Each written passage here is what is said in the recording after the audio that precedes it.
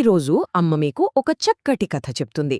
ఆశ ఉన్న ఒక కుక్క, మరి దాని నీడలో ఉన్న ఎముక గురించి. నమస్కారం బంగారు తల్లులారా, బావున్నారా?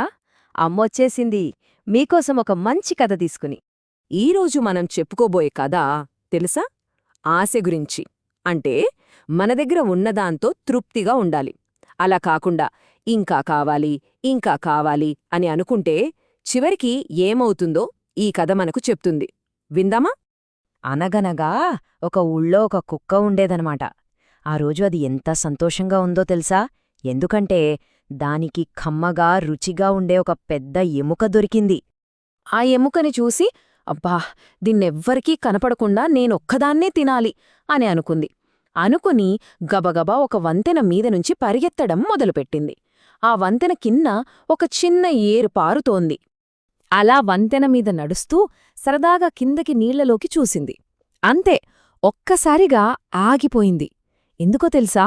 కింద నీళ్లల్లో దానికింకో కుక్క కనిపించింది. దాని నోట్లో తన దగ్గర ఉన్నదానికన్నా ఇంకా పెద్ద ఎముక ఉంది.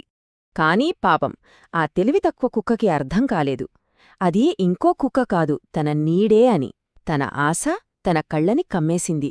మనసులో, అరెరే, నా దగ్గరున్నదానికన్నా దాని దగ్గరున్న ఎముక ఇంకా పెద్దగా ఉందే, అది కూడా నాకే కావాలి అని దురాశ పుట్టింది. చూసారా? తన దగ్గర ఉన్నదానితో సంతోషపడకుండా రెండో దానిమీద కన్నేసింది. మరి ఆ అత్యాశ వల్ల ఏం జరిగిందో చూద్దామా?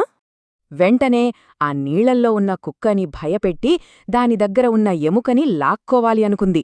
అనుకున్నదే తడవుగా గట్టిగా భౌ భౌ అని అరిచింది. అంతే, అరవడం కోసం అలా నోరు తెరిచిందో లేదో దాని నోట్లో ఉన్న ఎముక జాలుమని నీళ్లలో పడిపోయింది. అయ్యయ్యో! పాపం ఆ కుక్క చూస్తుండగానే ఆ కమ్మటి ఎముక నీళ్లలో మునిగి అడ్డుకెళ్ళిపోయింది. నీళ్లలో ఉన్న ఎముక ఎలాగో అబద్ధం, కష్టపడి సంపాదించుకున్న నిజమైన ఎముక కూడా పోయింది. చూశారా ఎంత నష్టపోయిందో? సరే, కథ విన్నారు కదా? మరి ఈ కథ మనకేం నేర్పిస్తుందో, దీనిలో ఉన్న నీతి ఏంటో అమ్మ చెప్తుంది, వినండి. ఈ కథలో మనకు తెలిసేది అతి ఆశ గురించి. అంటే ఏంటంటే మన దగ్గర ఉన్నదానితో సంతోషంగా, తృప్తిగా ఉండకపోవడమన్నమాట. పక్కవాళ్ల దగ్గరున్న చూసి అది కూడా నాకే కావాలి అని అనుకోవడం. మన కుక్క కూడా అదే పనిచేసింది కదా. అందుకే పెద్దలు అంటారు, అతి ఆశ నష్టానికి దారితీస్తుంది అని.